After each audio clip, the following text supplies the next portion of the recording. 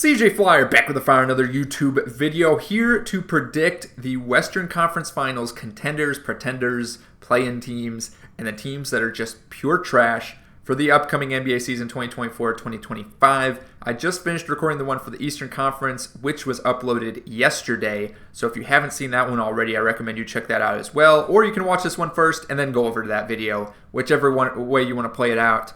But we're doing this spur of the moment. No pun intended, San Antonio Spurs. But no, we're doing this without any planning. We're just doing this, spur of the moment here. We're not doing a lot of prep work for this. I know a lot of folks like to do that, but I'm not a true NBA analyst. I'm just some dude on the internet. So just sharing my opinion on what I think is going to happen based on the information we have right now. It's October 13th at the time I'm recording this. It's around 7 p.m. Central Time. So now we'll look at some of the top teams, depth charts here to help make our predictions.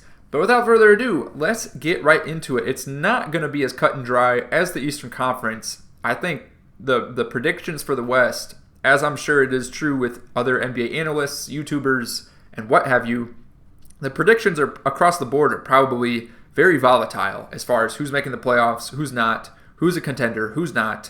So as a Mavs fan, I'm pretty biased. We'll get right into it. I'm putting the Mavs as a contender. Now, once I'm done sorting all of these teams in the tier list, I will rank them as far as where I think they'll finish in the standings. But before we do that, let's just get them into their tiers, moved around, sorted, and then we'll make the final rankings again, just kind of doing this live in this recording here. So the Mavs, of course, they have a lot of the same roster as last year. And I would make the argument, as well as a lot of other folks, that this roster has improved significantly even after having made the NBA Finals. So last year they would have had Derrick Jones Jr. starting at the 3, which he was a great 3-and-D guy, hustle guy. But having Klay Thompson come in, one of the better shooters in NBA history, yes, he's a little bit rusty. He's a bit older now, around 34 years old. But he's still Klay Thompson, okay? He still has moments. I think a lot of people are kind of bogged down by the game he had versus Sacramento Kings to end the season last year. I think he went, 0 of 10 or something. So a lot of people kind of look at that and say, he's trash now. But he's not, okay? He's still Klay Thompson. He's just not prime Klay Thompson. And he's in the perfect situation with this Dallas Mavericks team because with a lot of attention going to Luka and Kyrie, he's going to get open off ball. For sure. He's going to get open corner threes, and this team's going to get even more dangerous than it already was. Najee Marshall is also going to be a guy that's going to surprise a lot of people. 3-and-D guy from the Pelicans, and he's also really huge. He's what's his 6'7", 225 pounds. I mean, the guy's great. I have to move off that webpage because I just realized the highlights playing, and I'm not allowed to show highlights. I don't want the NBA to take down this video. So they got Derek Lively and Gafford, great center rotation. Quentin Grimes, he'll be a nice bench addition. I don't think he's going to move the needle. But as far as guys moving the needle, Luke, we got Klay added to this team. We got Najee Marshall added to this team.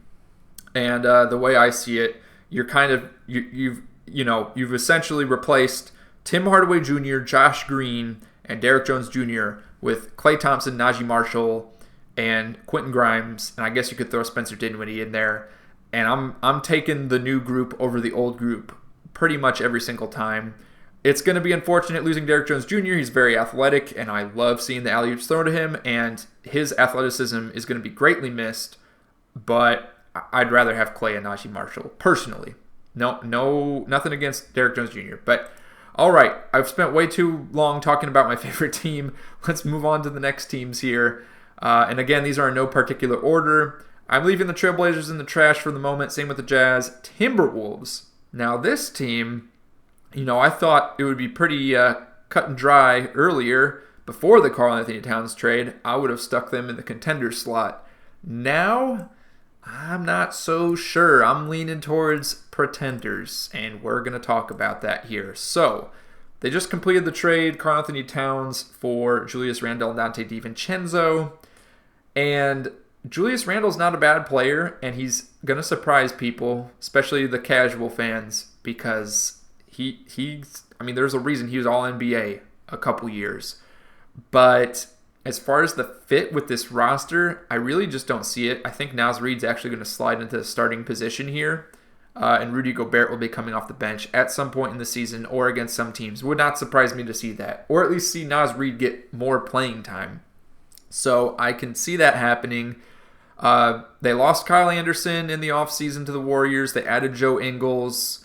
I see those players as being similar, right? They're both, they're not the fastest players on the court, but they have, solid defense. They can shoot at times. So, it'll be interesting. Obviously, Joe Ingles is quite a bit older, but he's not a bad player. Dante DiVincenzo is also going to be, spark off the bench.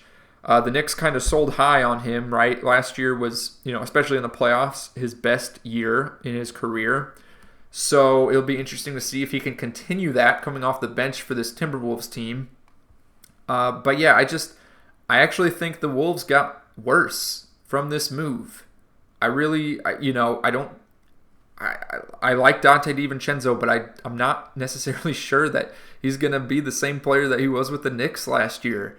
As far as the numbers he was able to put up, he's not one of the main focal points on offense of the team, as he was kind of forced to be with some of the injuries that the Knicks had in the postseason last year. So I don't know. I just don't, and them losing Towns is huge because Julius Randle's not a bad player, but part of the reason the Timberwolves were able to handle the Nuggets and beat them to move on to the conference finals was them throwing Towns and Gobert at Jokic. And now that they don't have Towns, I mean, they replaced Towns with Randle. I don't think Randle's gonna, he's undersized as far as, consideration as being a big man. So that's why I put the Timberwolves as pretenders. I think they'll still be one of the better teams in the West. We'll rank them in a second here. Like I said, we're going to go through this list first. Pelicans, I'm going to leave them in the trash for now. We'll get to them later. Grizzlies. This team is hard to figure out, especially with, most of the roster being injured last year. Let's stick them in the play-in for now. I will look at the roster, their depth chart in a second. Lakers, I'll also throw in the play-in, and we'll get to them in a second. Clippers. There's just so many. The West is hard. The West is really hard to dissect here. Nuggets. I'm putting the Nuggets in pretenders. Let's go ahead and look at the Nuggets depth chart here. So where are they? There they are.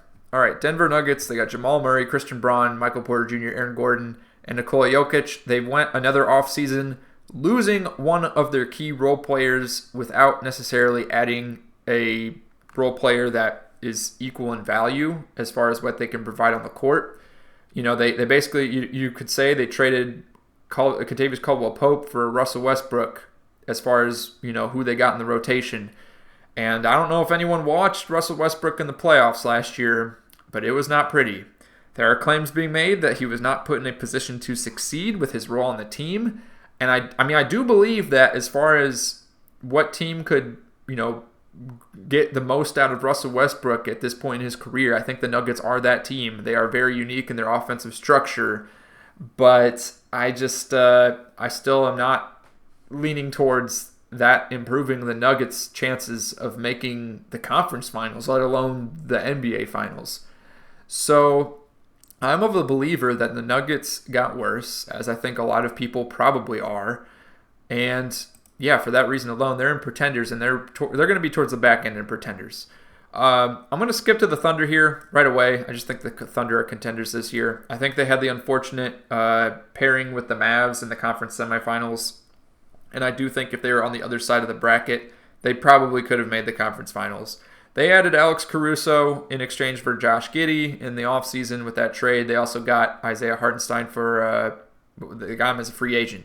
So, one of the downsides, or one of the weak points of the Thunder team in that series against the Mavs was the lack of depth at the center position. Outside of Chet Holmgren, they're throwing in Jalen Williams, and nothing against Jalen Williams, but he's, I don't think I would prefer to put someone else at center to match up against Lively or Gafford than I would, to put Jalen Williams. So I think this is a great addition for the Thunder. They got more depth at the center position.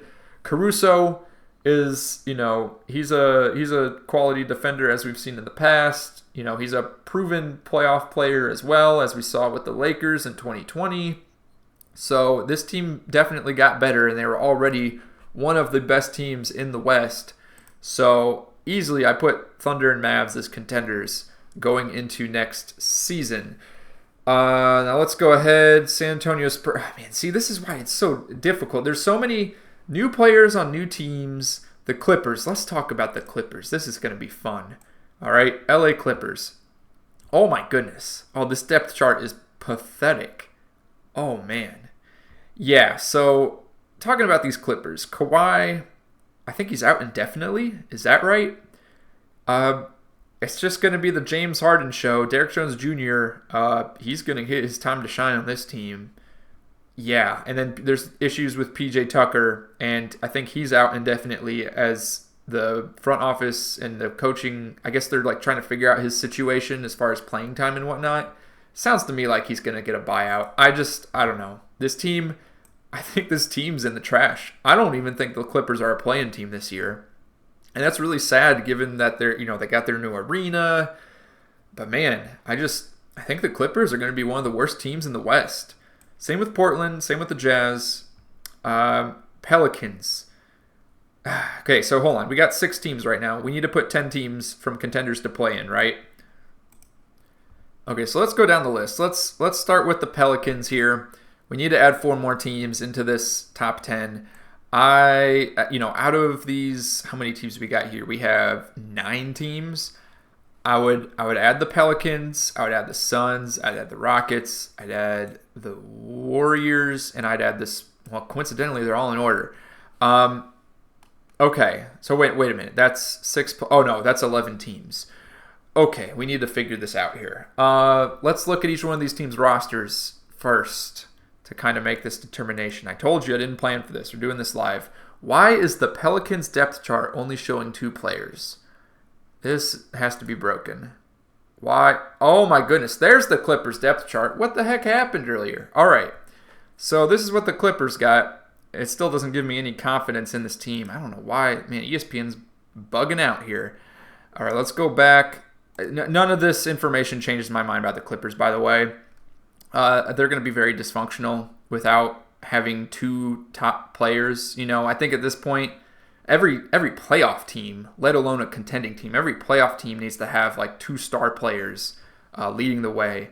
And with Kawhi out for a while now, James Harden is the only quote-unquote star player on this team. So, yeah, they're not looking so hot. Clippers are in the trash. I don't even think they're making the play-in. And then if we go ahead and who are we going to look at? The Pelicans. That's right. Let's go ahead and pull up the Pelicans here. Let's see if ESPN's website they're still bugging out. My goodness. Can we please just, let me click on it again. I don't know why it's glitching like this. Let me just click on different team, go back. Come on. Refresh the page maybe? Oh boy. Let's just go to the roster tab here. Okay. And then back to the depth chart. Man, I don't know what's wrong with ESPN right now, but let's just look at this roster here. So they got Jose Alvarado. Maybe we can sort this by salary so we can see the top players. So they're big 4. They got Zion Ingram, CJ, DeJounte Murray, and then they're talking about starting Herb Jones at the 5. That's the report as of lately. As far as their depth at center, they got the rookie from Baylor, and then they got this guy. I don't know who this guy is. And they got Daniel Tice, who he barely got any playing time for the Clippers in the playoffs. So, I don't know. They're making mistakes out there. Pelicans, I'm actually moving into the trash as far as the teams that we have left here. So I see these as being the top 10 teams based on what we've looked at so far. Pelicans are in the trash. Look, they got talent. There's no denying that. But outside of this starting lineup, their bench is not looking so hot. And they're starting Herb Jones at the center, man. I don't know how long that's going to last, but it's instilling a lot of confidence in me in that team. The Phoenix Suns. Isn't that a fun team in a bad situation? Um, let's go to the depth chart here. Tyus Jones, great addition by Phoenix. That alone is giving them a chance. That's like a lifeline right there.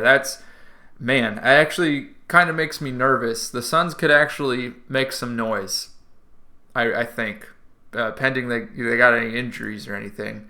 I'd still put them in the play-in range, maybe the pretender range. Let's leave them there for now. And then let's just look at each one of these teams' depth charts and make a final decision here. Lakers. I think this team will make the play-in, believe it or not. I know there's all this conversation about LeBron and his son on the team, and the roster hasn't really changed much. Otherwise, they definitely haven't improved. LeBron said in the preseason that he's done all his career is successful. Everything else is extra credit, so to speak. So that doesn't really instill confidence in me that they're really fighting that hard for a championship. The Lakers are just looking to profit off of the LeBron and his son being on the same team is how I see it, unfortunately for Lakers fans. We look at the Rockets here. Where's Houston? There it is. My goodness, I went over it a couple times. They added Reed Shepherd, and that is a great addition for a rookie player. I think he's going to be on the all-rookie first team this year, assuming there's no injuries or anything. And even though he's probably not going to be starting most of the games, but I see him as a potential all-rookie first team.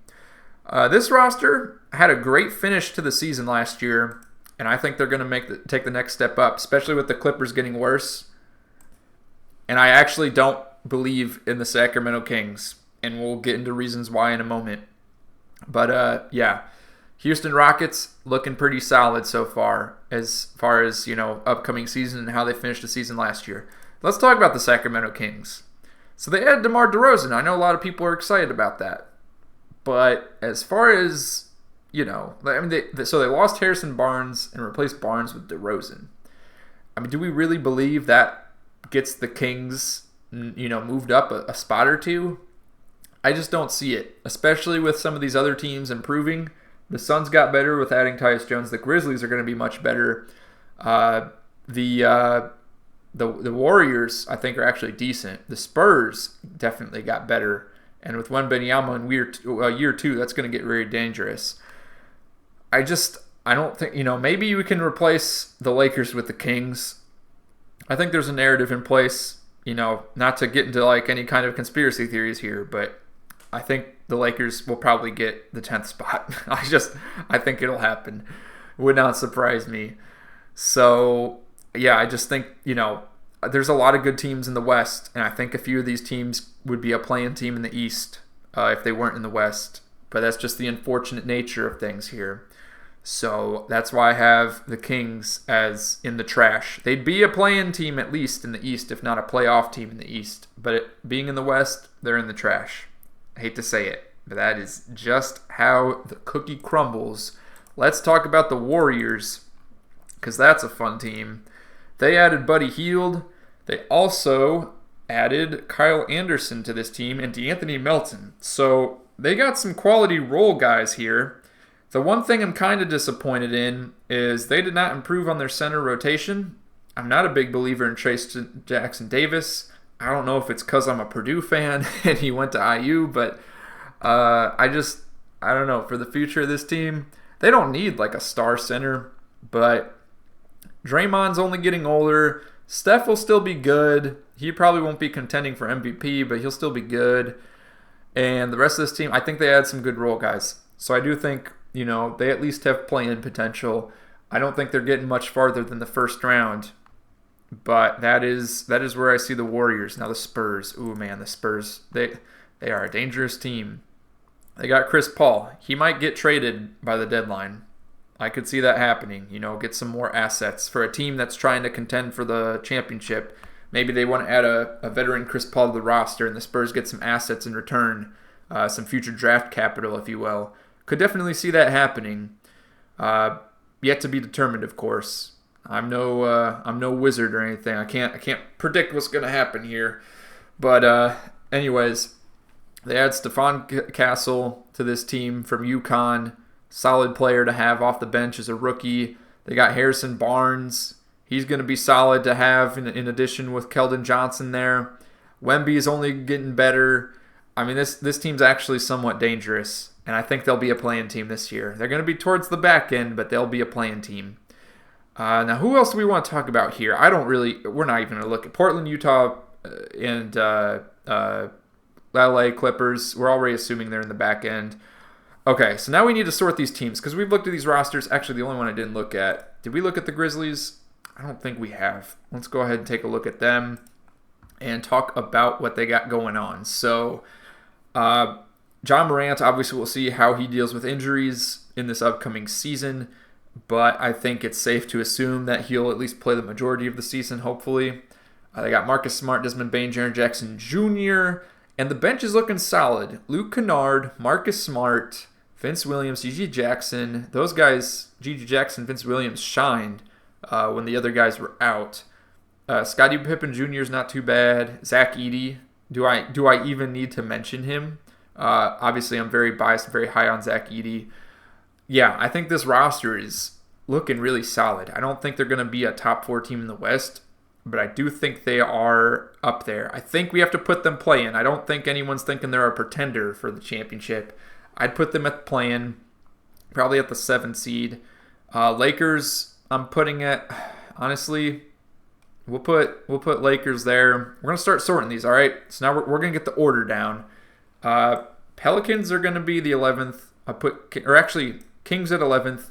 Let's talk about we talked about the Kings. Kings at 11th, Pelicans at 12. We'll put Clippers at 13, Portland at 14, Utah at 15. Actually, I'd put Portland behind Utah. All right, so now we got to figure out who's this order.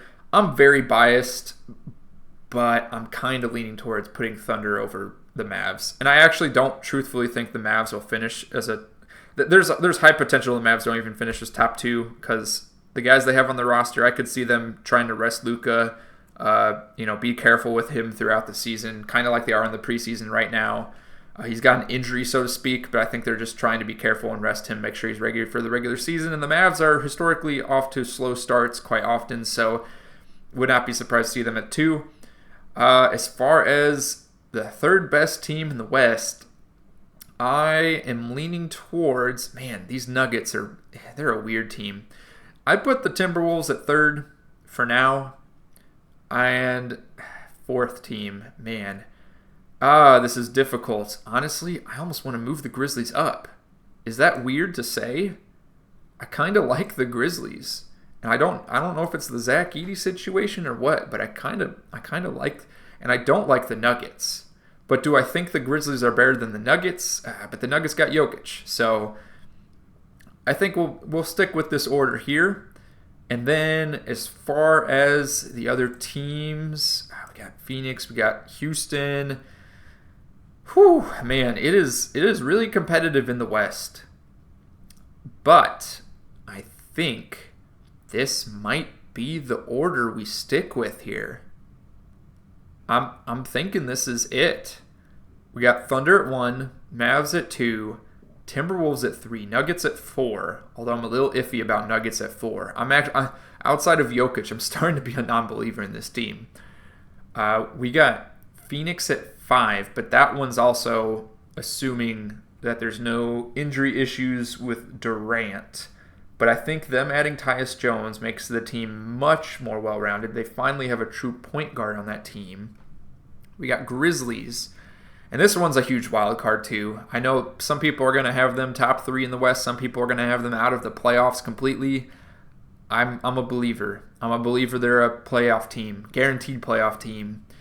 I like the Rockets, but I still have the Grizzlies over them. We got Warriors. We got... This one's questionable, but we got Lakers and we got Spurs. So that's what I have for the West. And then for the trash, Kings, Pelicans, Clippers, Jazz, Portland. Sorry, Clippers fans. I apologize. It's sad. It's sad to see with their new arena. Really. I can't believe they signed Kawhi to that extension. It is what it is. But that's how I feel about this. Click the video on the screen now to see the Eastern Conference projections that I have, and let me know what you think in the comments down below.